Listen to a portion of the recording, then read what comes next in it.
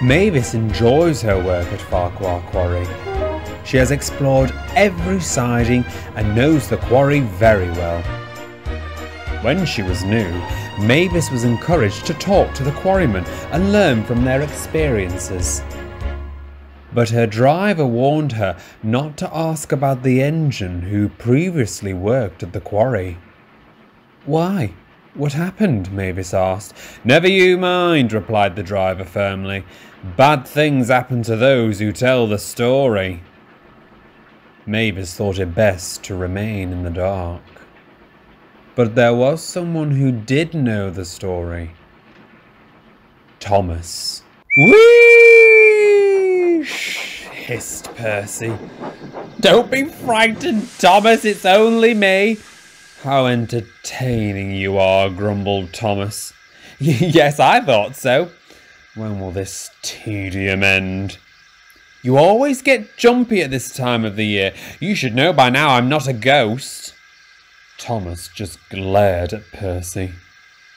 "I'd hate to see how scared you'd really be if you really saw a ghost." "Not as scared as you if you knew what was up at Ffarquhar Quarry." "Thomas," interrupted Toby, "I would keep quiet if I were you." "Oh, what is it? Tell me. Go on, Thomas, tell me." "Don't you dare." "Oh, go on." Thomas looked at Toby. "What's the worst that could happen?" he reasoned. Long ago, before Mavis arrived, there was a little engine who used to work at Ffarquhar Quarry. I can't remember what he was called. He wasn't there long when I first worked on the branch line.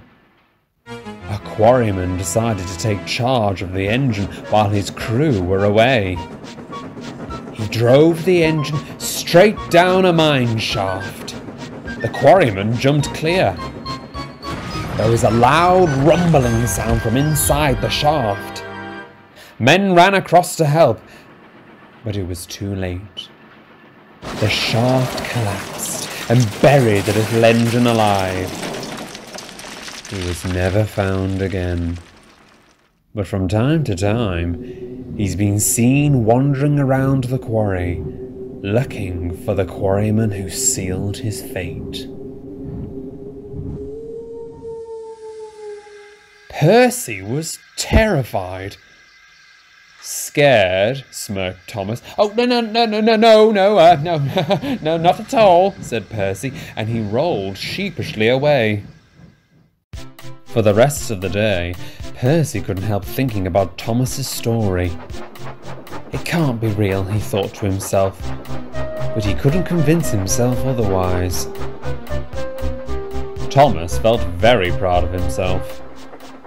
Toby was cross. "You shouldn't take any notice of Thomas," he said. But all the same, Percy decided to talk to Mavis about it.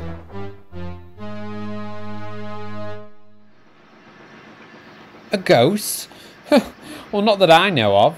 I've worked here for years now, and I've never seen or heard of a ghost." "See, I told you not to listen to Thomas." "But it sounded so real," insisted Percy.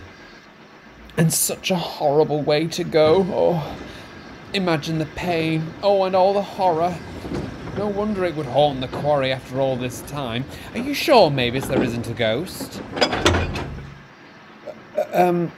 No, there's nothing at all." Percy felt a little reassured, but still wasn't convinced. He would look at the shaft where the little engine disappeared. Unbeknownst to Percy, Mavis was noticing strange things happening in the quarry. The trucks seemed on edge as they were slowly pushed into different places, seemingly on their own. The air grew colder, and a heavy feeling seemed to linger around the yard. "Something isn't right," muttered Mavis quietly. Meanwhile, Thomas was enjoying having the upper hand. "Whee! Shh, don't be frightened, Percy. It's only me."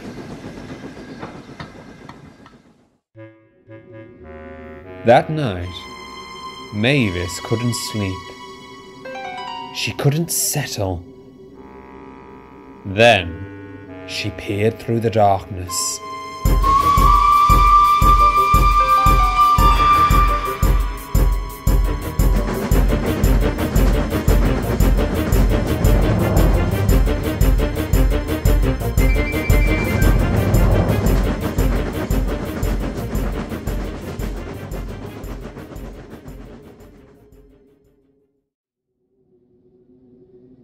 Thomas, Percy and Toby were sleeping in the shed. Thomas awoke.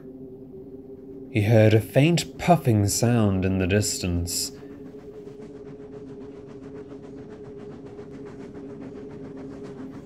"Who's there?" No one replied.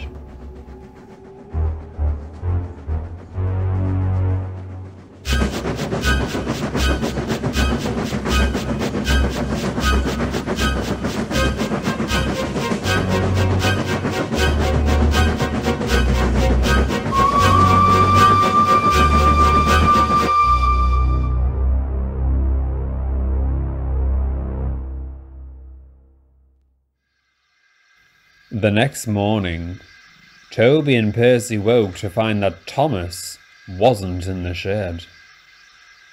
"Where did he go?" asked Percy. "He must have left early," replied Toby. "But Annie and Clarabel are still in the yard."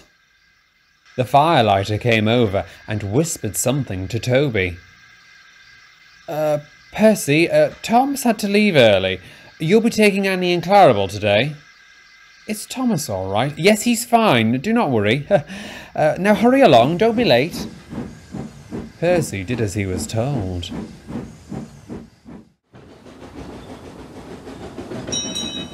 Toby found Thomas hiding in the yard amongst the trucks. He looked very shaken up. "I told you not to tell the story," sighed Toby, "but you wouldn't listen." Thomas said nothing. "Although you forgot one important part of the story.